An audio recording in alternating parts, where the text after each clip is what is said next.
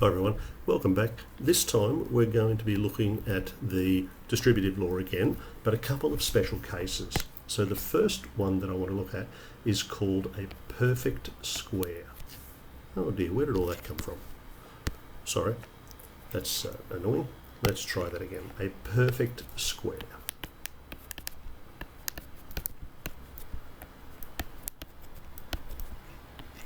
Now, a perfect square using numbers is things like, let's go 5 squared, and 5 times 5, and we know that's 25. And as a diagram, well, it's a square because the sides are both 5. That's why this thing is called a perfect square. Now, it didn't have to be 5, it could have been any number squared. 2 squared, could have been 10 squared. Now, we can do the same thing with algebra. So let's try. Let's go x plus 1 squared. And following exactly the same pattern as I did with the numbers, that would be written out as x plus 1 in brackets times itself, x plus 1. Now we saw this one last time with our distributive law, but just to be on the safe side, I will do a diagram. You don't need to do a diagram, but if you want to, there's no harm. So one of the edges is x plus 1, and the other edge is x plus 1. So I'm going to end up with 4 things again. Remember, x times x, this bit would be x squared. So using the old idea, that would be like first by first, x squared. Then the next bit over here, I'd have x times 1. I'd also have 1 times x down there. I'll fill this in while I'm here, and 1 times 1 is 1. So using this idea, we would have x times the 1. X times 1 is x. We would have 1 multiplied by x there, which is another x. And finally, we would have 1 times 1, which is 1. So x squared plus 2x plus 1. That's a perfect square, because it's one thing, it's a binomial thing, but it's something multiplied by itself, a perfect square. Now these can be a little bit more challenging, of course.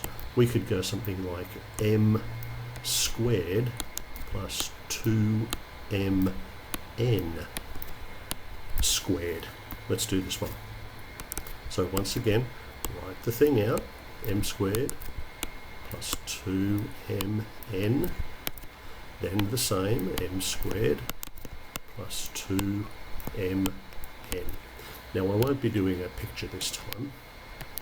I'll be thinking of first times first, first times second, then second part times the first part, and second part times the second part. So m squared multiplied by m squared is m to the 4th power. Remember, same base, add the powers when we multiply them, so 2 plus 2. Then I have m squared multiplied by 2mn. Well, it'll be a positive thing which out comes from this. The number 2 will still be there. M squared will multiply by the m to become m cubed, and the pronumeral n will still be sitting there watching what's happening. Then we end up with 2mn by m squared, again positive. 2, m by m squared is m cubed, n will still be there. And finally we end up with 2 times 2 is 4, m times m is m squared, and n times n is n squared. Now, like terms. This one and this one are like terms. They both have the same pronumerals with the same combination of powers, an m cubed and an n to the 1st power. So we can add those ones. We can't add the others. M to the 4th. Now 2 of those added to 2 more of those is 4 of these terms, m cubed by n, and finally 4m squared n squared. Now let's look at what happened then. The first thing that was inside my binomial ended up becoming squared. The second thing that was inside my binomial, it ended being squared. And the pieces in the middle here ended up being, well, they multiplied by each other, and it happened twice. Now the same pattern occurred up here. The first term in my binomial ended up being the squared at the front. The second term in the binomial ended up being squared. Now 1 times 1 of course is 1, so it's still true, it's squared. And the thing in the middle, these pieces in the middle, the like terms, it ended up being each one multiplied by each other, and there were 2 of them. This leads us to a shortcut rule for perfect squares. If I have anything plus any different thing in a perfect square scenario, now what was that shortcut? I'm not going to do all the working.